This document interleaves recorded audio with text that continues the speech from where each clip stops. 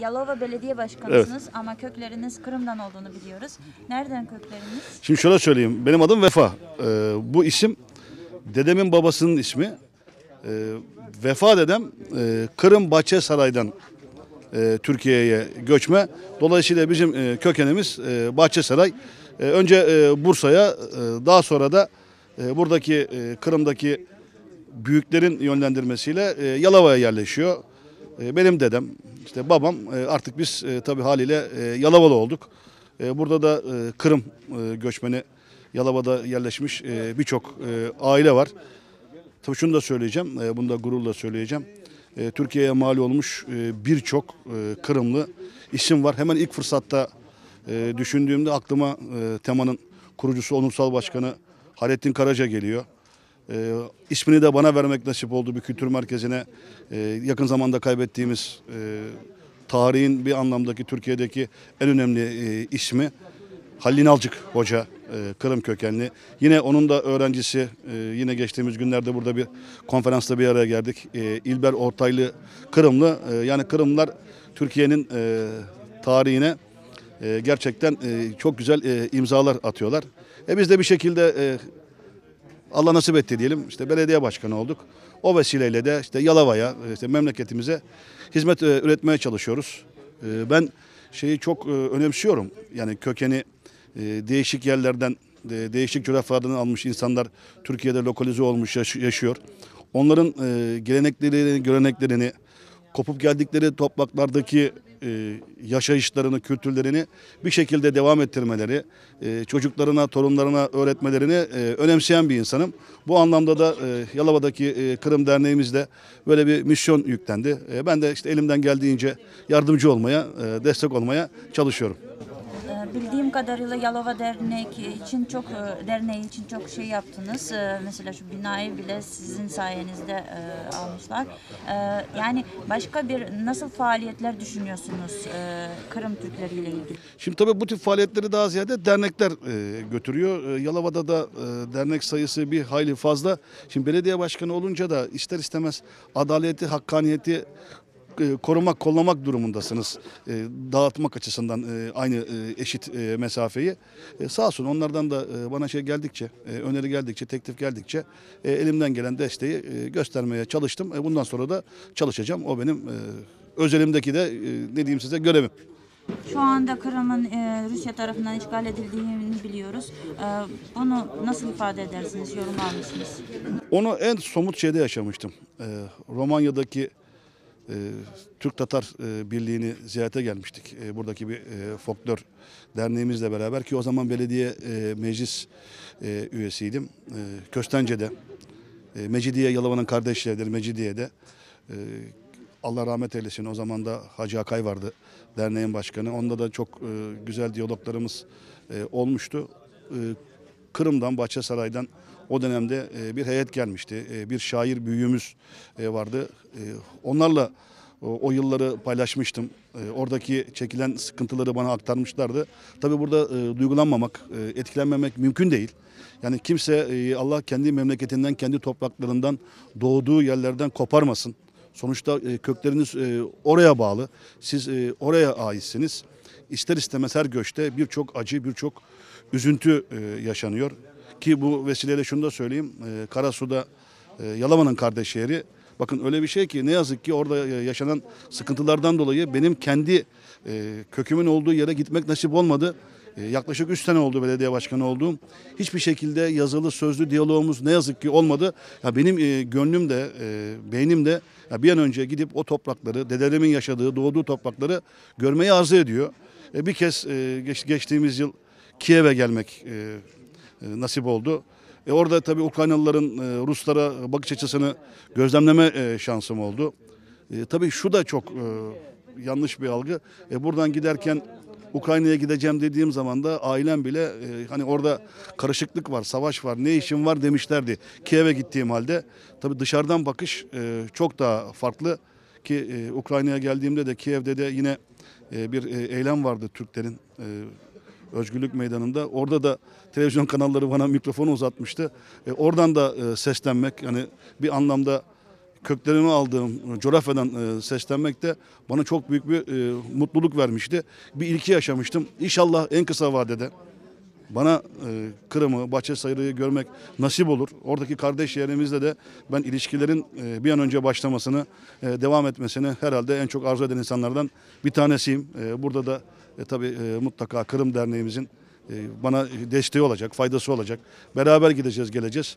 O geleneksel yemeklerimizi, başta çiğ börek olmak üzere orada oranın ana vatanında yemek benim için de tabii çok büyük bir onur, gurur ve keyif kaynağı olacak. Sizin fikrinizce başkanım, Türkiye'de yaşayan Kırım Türkleri ile Kırım'da yaşayan Kırım Türklerini nasıl daha fazla birbirine kenetleştirebiliriz? Vallahi çok güzel soru, teşekkür ederim. Burada biraz önce söyledim ya, çok fazla coğrafyadan insanlar var. Yoğun olarak son dönemde de biliyorsunuz Zhivkov rejiminden sonra Bulgaristan'dan da gelenler var. Ki Bulgaristan'da da Kırım'dan göçmüş bizim Tatarlardan yaşayanlar var. Aynen Romanya gibi. Bulgaristan Türkleriyle buradaki Türklerin çok sıkı bir diyaloğu var. Ben sık sık buradan da gidip gelmeye de ben de çalışıyorum.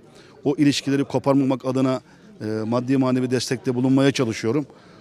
Tabii Bulgaristan biraz şey olarak kilometre olarak yakın ama Kırım ne kadar uzak olsa da bu diyaloğu, bu köprüyü sağlamamız lazım. Biraz önce de ifade ettiğim gibi şu kardeş ilişkilerini tekrar sıcak bir hale getirip köprüyü daha kuvvetli hale getirirsek zaten onu otomatikman ortadan kaldırırız. Aradaki görüşememe problemini, diyalog problemini, oradan buraya insanların gelmesi de çok önemli. Buradaki Kırım Tatarları, Kırım Tatar Türkleri nasıl yaşıyor, neler yapıyorlar? Onların da bence burayı tanımasıyla, öğrenmesiyle zaten karşılıklı gidip gelmenin artacağına ben eminim. Oradaki gelenek görenekleri de onların buraya taşımasıyla Tatar Türkleri köklerini aldığı coğrafyadaki bütün kültürü burada da yaşatacaktır ve gelecek nesillere nakledecektir. Zaten bu Türkiye Cumhuriyeti'nin en güzel zenginliği. Sizce Kırım işgali altında bulunduğu takdirde Türkiye Kırım'la irtibat sağlaması gerekiyor mu? Yaptırımlar diye bir şey var hani Kırım'la ilgili. Buna rağmen Türkiye ilişkilerini sürdürmeli mi Kırım'la? Çok kısa bir şey söyleyeceğim. Çünkü çok güncel bir konu. Yine tebrik ederim. Çok güzel bir soru. Türkiye'nin şu anda Suriye'de ne yaptığı, ne için yaptığı, bunun aslında altının en güzel doldurulması gereken yanıttır. Sonuçta benim kökenim orası. Orada benim insanım esareti gitmiş. Keza Doğu Türkistan'da Uygur Türkleri. Bakın yani baktığınız zaman Orta Asya coğrafyası. Bizim şeyimiz orası. Kökümüz orası. Yani sonuçta oradan gelmişiz. Bu coğrafyaya, Kafkasya'ya, işte Kırım'a buradan yayılmışız. Bize düşen kesinlikle ve kesinlikle nasıl Suriye'ye bir dış politika gidiyorsak, nasıl Bulgaristan'a gidiyorsak, nasıl Yunanistan'a gidiyorsak aynı benzer politikaları Kırım içinde Türkiye Cumhuriyeti gütmek zorunda. Yani şöyle söyleyeyim, gönülden gözden uzak olan gönülden ırak olmamalı. Bize uzak bir coğrafya diye Kırım'ı görmezden gelemeyiz. Ben bunu bir Tatar kökenli Türk olduğum için söylemiyorum. Bir Türkiye Cumhuriyeti vatandaşı bu ülkede bir anlamda yöneticilik yapan, kenti yönlendiren, ülkeyi yönlendiren bir kişi sıfatıyla da objektif olarak söylüyorum. Ben bu soru için de ayrıca çok teşekkür ederim. Bir belediye başkanı olarak bunu size sormam sanırım doğru olur. Bu kadar Kırım Türk'ü varken Türkiye'de, hatta siz demin çok önemli isimler saydınız. Evet. Onlar varken Türk halkı, Türk vatandaşları Kırım'la ve Kırım Türklerinden hemen hemen hiç haberi yok. Sanırım bu medyanın bir Doğru. eksiği. Tabii. Neden acaba böyle? Medya daha çok başka şeyleri ortaya çıkartıyor ama Kırım'la ilgili halbuki Kırım denizin öbür yakası hemen hemen hiçbir şey yok. Ya doğru tespit. Ya ister istemez bu tip haberleri medya yönlendiriyor. Medya Kırım'a gerçekten şimdi siz söylerken böyle ben de bir hızlı bir düşündüm. Kapalı. Hiçbir zaman Kırım'la ilgili ben bir kanalda bir haber görmedim. İşte orada biraz da işte biraz önce bahsettiğim isimler gibi onlar da bu kimliklerini pek ön plana çıkarmıyorlar. Ya tabii şu var. Tatarların değişik özelliği var. Yani onurlu, gururlu insanlar. Yani aç kalırlar ama kimseye minnet etmezler. Bu özelliği. Ben bunu dedemde de gördüm. Büyük amcalarımda da gördüm. Ki burada yaşayan Tatarlardan da ben bunu algıladım. Biraz sonra içeride anlatacağım. Şöyle söyleyeyim. Hayrettin Karaca'nın kız kardeşinin kocasıdır. Allah gani gani rahmet eylesin. Ben daha çok küçük çocuktum. Kasap dükkanımız vardı. Oraya gelirdi. Şöyle bana seslenirdi her geldiğinde. Tatarlığınla gurur duy. Şu sokağa çık gez. Bir tane dilenci Tatar göremezsin derdi. Bu aslında şöyle söyleyeyim. Hani ben şövenliği, ırkçılığı sevmem ama Tatar ırkının çok güzel bir özetiydi. Aslında sizin sorduğunuz sorunun cevabı da bence bu olsa gerek. Kimseye Tatarlar minnet etmiyor. Yani bu bağımsızlıklarının bir şekilde zincirlenmesini, prangalamasını kendi güçleriyle, kendi işlerinde çözmeye çalışıyorlar. Çözülür mü? Ses getirmeden çözülmez. Türkiye Cumhuriyeti'ne bunu kamuoyuna duyurmak lazım. Yani niye Bulgaristan'da kıyametler koparken bizde direkt alakası olmayan Suriye'de kıyametler koparken niye kimse yüzünü Kırım'a çevirmez? Niye oraya kulak vermez? Tabii bunun da cevabı bence önemli. Önemli. Sizce medyayı biraz daha kıpırdatmak için derneklerimiz bir faaliyet bulunması gerekiyor mu? Katılıyorum. Bunu sadece Yalova bazında değil, Türkiye genelindeki bütün dernekler yapmalı ama şunu da yapmalılar. Bizde maalesef diğer taraflarda var mı bilemiyorum. Yalova'da bu anlamda da dernekler arasındaki çekişmeler, bölünmüşlük de şeye zarar veriyor. Ortak hareket etmeye zarar veriyor. Hani o tek yumruk olmayı geciktiriyor, önlüyor. Bu anlamda da bir araya gelip kesinlikle ve kesinlikle ulusal medyanın dikkatini çekmek lazım. Yani ille bir katliamın, cinayetin olması gerekmiyor. Bu şekilde zaten bu daha böyle soğuk olduğu ortamda, ortam ısınmadan dikkat çekerseniz, dünyanın dikkatini çekerseniz, sadece Türkiye'nin değil olabileceklerin önüne geçersiniz ki ben bunun da çok zor olmadan kolayca başarılacağına yürekten inanıyorum. Yürekten inanıyorum. İsmail Gasparalı'nın dilde işte fikirde birlik sözü vardır. Evet, meşhur. evet. Bunu herkes söylüyor, ifade ediyor. Ancak bunu icraatta yapamıyor. Sebebi nedir? Neden birlik olamıyoruz? Ne yazık ki onu da ifade edeyim. Burada da yani Yalova'da da o var.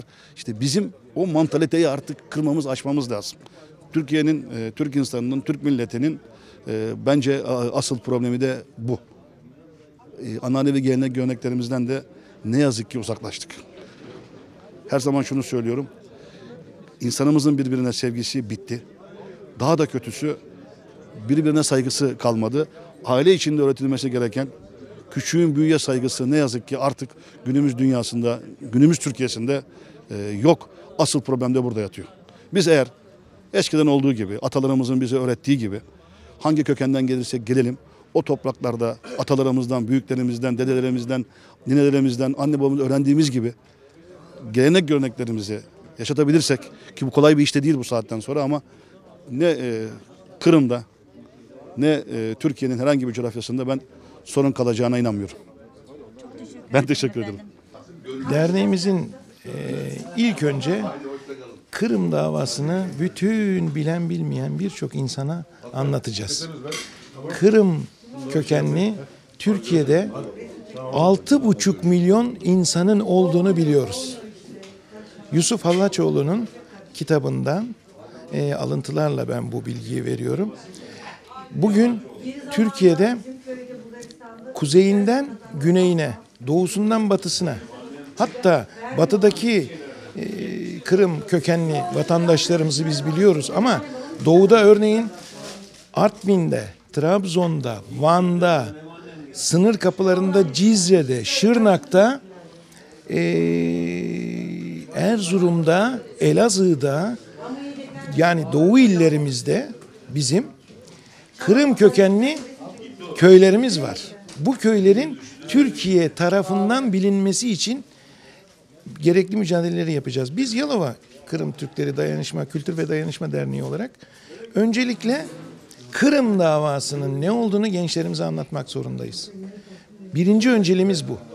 Kırım'ın ne olduğunu, niçin Osmanlı'ya bunca sene yardımcı olduğunu, arkasından Türkiye'ye de aynı şekilde yardımlarını sürdürebilmesini dilerdik ama olmadı. Maalesef Rusya tarafından aciz düşürüldü, sıkıntılı duruma sokuldu. Artı Kırım'da yer sahibi olan 350 bine yakın Kırım kökenli, Tatar kökenli eski Kıpçak Türkleri var. Bütün dünyadan ana vatana dönüş için elimizden gelen çalışmaları yapmamız lazım. Bunun için çalışmamız lazım. Biz bir Yalova'da kurulu dernek olduğumuzdan bunu kendi ölçümüzde ve çapımızda yapacağız. Zaten bütün derneklerin amacı Kırım davasını önce Türkiye'ye sonra bütün dünyaya anlatmak.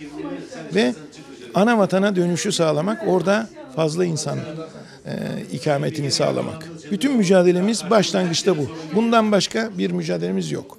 Varoluş mücadelemiz. Bir sorun daha var. Şu anda 3 sene neredeyse Kırım Rusya tarafından işgal edilmiş durumda. Evet. Bu konuyla yorumunuzu alabilir miyim? İşgalin derhal kaldırılmasını bir kere istiyoruz. Siyasi amaçlarla yapılmış bir şey.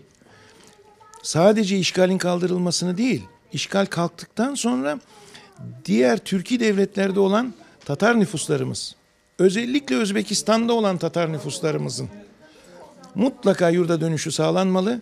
Ancak şöyle bir sıkıntı olduğunu biliyoruz. Özbekistan'da yıllardır iş ve aşını, evini orada kurmuş, işini, aşını orada kazanmış Tatar kardeşlerimizin dönmesi sanki zor gibi gözüküyor ama onlara da çağrı yapıyoruz buradan. Lütfen anavatan Kırım'a dönünüz. Bizler burada Türkiye'de imkanlarımız olsa bizler dönebileceğiz. Dönmek istiyoruz. Ben de Türkiye doğumluyum ama dedem Kırım doğumlu. Bütün düşüncelerimiz ve bu mücadelelerimiz budur. Özellikle Özbekistan'da bulunan 300 binin üzerindeki Tatar Türk'üne sesleniyorum. Mümkünse dönme imkanları varsa dönmek için çabalamalılar. Bu uğurda çalışmalar yapmalılar en azından. Ve biz nasıl Türkiye'de bu konuda Kırım ne demek, Kırım Tatarı ne demek, Kıpçak Türk'ü ne demek bunun mücadelesini veriyoruz. Aynı mücadelelerinde orada olmasını diliyoruz. Belki fazla oluyordur, irtibatlarımız fazla yok. Ama bu önemli olan bu mücadele. Ve derhal Kırım'ı Rusya'nın boşaltması lazım. Rusya'nın Kırım'dan çekilmesi lazım. Derhal. Yani siyasi nedenlerle de olsa böyle bir asimilasyon politikası izlemeye başladı bundan sonra da. Orada kayıp gençlerimiz oluşuyor. Yöneticilerimiz oluşuyor. Bunları yok ediyorlar. Kim vurduya gidiyor? Derhal Rusya'nın Kırım'dan çekilmesini talep ediyoruz. Nail Bey, bugün sizin kitabımızın tanıtımı geçiyor Yalova Derneği'nde. Birinciden bu kitap ne vakit çıktı? Ne hakkında? Bu kitap yazarak ne ifade etmek istediniz? Kitabımız bir ay evvel çıktı. İsmi Çan Kakmak. Kırım Tatar edebiyatı, dili, kültürü üzerine benim kendi görüşlerimi yansıtan bir kitap oldu bu. Yaklaşık 10 yıldır değişik yerlerde yazdığım makaleleri kitaplaştırdım.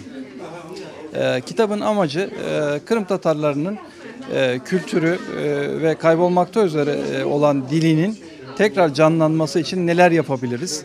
Bu konuda bir takım düşüncelerimi, fikirlerimi kitap yoluyla daha geniş kesimlere aktarabilme düşüncesiyle böyle bir çalışma yaptık. Kitabınızı yazan vaktinizde nasıl kaynaklara dayanarak yazdınız? Şimdi bu bilimsel akademik bir kitap değil. Bu daha çok sosyolojik olarak Kırım Tatarlarının dünyanın değişik yerlerine dağılmasıyla, diasporalara bölünmesiyle ortaya çıkan bir durumdan kaynaklanıyor.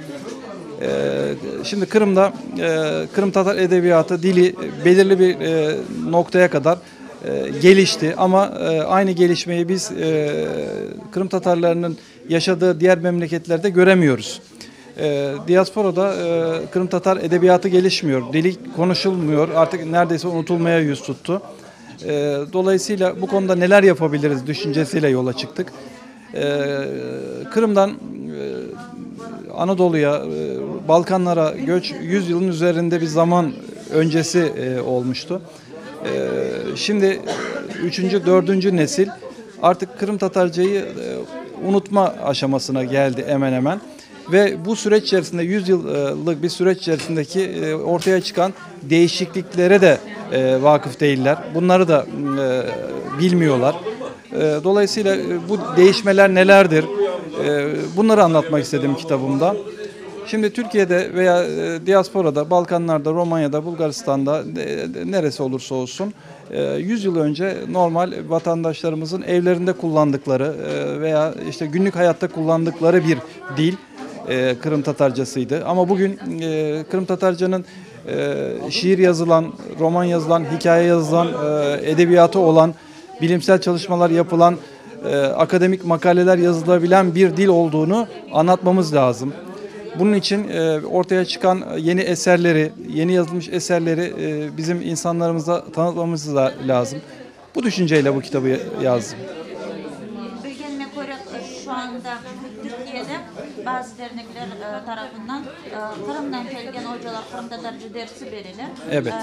Siz Yalova Dernek yönetiminde bulunarak bu yerde de böyle bir faaliyet yapmayı düşünüyorsunuz mu? Kesinlikle düşünemiz. Tilini, Kırım'da Yani. edebiyat tilini Yani. öğretmek için. Yani kesinlikle düşünemiz. Sizce bu Türkiye'de aktüel olur mu? Gerek mi? Olur. Şöyle olur. Bizim üyelerimiz yani diasporada yaşayan Kırım Tatarlar dil konusunda çok hassaslar. Hatta muhafazakarlar. Bazı dildeki değişiklikleri her ne kadar kabul etmek istemiyorlar. Yani babalarından, dedelerinden duydukları dille konuşup bunu bu şekilde ifade etmeye çalışıyorlar. Kitabımızın yazılmasının, basılmasının bir amacından bir tanesi de bu. Artık bir dilin yaşaması, zenginleşebilmesi için edebi olarak eserler verilmesi ve bunun için bir edebi dilin oluşturulan edebi dilin de artık bizim vatandaşlarımız arasında yaygınlaşması gerekiyor. Amaçlarımızdan bir tanesi de bu zaten. Siz ayttınız ki yıllar devamında gezip araştırma yaptınız. Sizin gözlemlerinizge göre en çok hangi şive var Türkiye'de? Kırım Tatarcanın hangi şivesi? Türkiye'de %90 çöl şivesi var. Benim soyum da çöl betinden gelgenler. Edebi dil son 10 yılda o da daha çok entelektüel kesimde takip edilen, okulan bir dil olarak tanınıyor. Ama %90 ve daha üzeri çöl lehçesiyle. Sağ olunuz. Cevaplarınız... bir soru daha. Buyurun. Kitabınız kaç tirajda basıldı? Kaç nüshada? 1500 adet basıldı. Bu isterseniz isminden birkaç şey söylemek istiyorum. Çan Kakmak 94'te Kırım'a gittiğimiz zaman orada konuşulurken Çan Kakmak diye bir ifade duydum. Bunu ben ilk defa duymuştum o zaman. Ne anlama geldiğini de bilmiyordum. Sordum, dedim bu çan kakmak nedir diye. Telefon açmak diye ifade ettiler. Bu ben dildeki gelişmeleri, değişmeleri ifade etme açısından bu sözcük çok güzel bir örnek oldu benim için.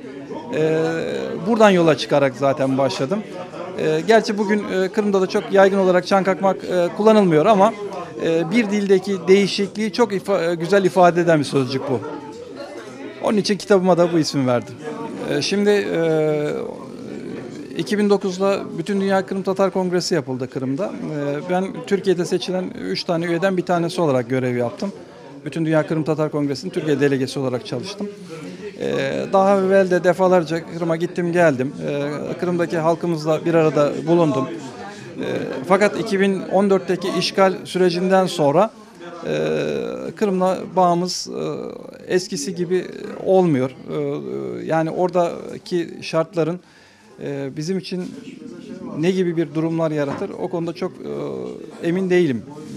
Fakat tabii ki bu kitabın öncelikle diasporadaki insanlara dil konusundaki gelişmeleri veya değişmeleri ifade etme açısından yazılsa da tabii ki Kırım'daki dostlarımızın da okumalarını isterim. Elimizde olan imkanlarla ulaştırabilirsek mutlu olurum. Aysa bu kitabın ana okuyucu kitlesi kim? Ana okuyucu kitlesi diasporadaki Kırım Tatarları. Çünkü onlar bazı şeyleri kabul etmekte zorlanıyorlar. Edebi dil konusunu anlamıyorlar. Onlara biraz daha iyi anlatabilmek açısından, edebi dilin neden gerekli olduğunu anlatabilmek için böyle bir çalışmaya ihtiyaç vardı. Bunun ötesinde Kırım Tatarlarının milli kimliği üzerine de birkaç tane makale var. Kırım Tatarlarının milli kimliği eğer kaybedilirse yani Kırım Tatar adına da bir şey kalmayacak. Bu milli kimlik meselesi de çok önemli bizim için. Özellikle diasporada yaşayanlar için.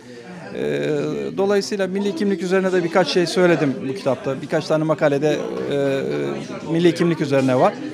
4-5 makalede Kırım Tatarcasının edebi diliyle yazılmış makalem de var. Örnek olarak buradaki insanlarımızın edebi dilin nasıl bir dil olduğunu, nasıl nelere vakıf olduğunu anlamaları açısından da koyduk. Bir 4-5 tane makale Kırım Tatar edebi diliyle de makale var. Siz kaydan öğrendiniz edebi dilini? Edebi dilini ben okuduğum kitap dergilerde. Ben Ertuğrul Köymen. Benim büyük dedem Kurt Mehmet. Büyük babaannem Menarov. Dedemin doğumu Eyüp. Dedem 1881 doğumlu. Kırım'dan Şık'a. Bulgaristan'a gele. Şumlu. Şumlu'nun Bulalık köyünde yerleşe. 1925'te de Türkiye'ye gele. Biz de onların torunları bulalımız. Bilgenimi Kırım'daki Kırım'dan gelgen talebelerge yardımda bulunasın. Bulandım, bulanacağım. Kırım degen de ben cılayman. Tüylerim tiken tiken bola. Şimdi Kırım Rusya işgali altında yani çok büyük cinayetler, haksızlıklar yapılan Kırım Tatarlarına. Bu hafta yorumlayabilirsiniz mi? Haksızlıklar ezelip oldu. Tatar demek Türk demek. Türk demek Tatar demek. Ama Ruslar bunu ezeli bırakmadılar. Kırım güzel bir yer.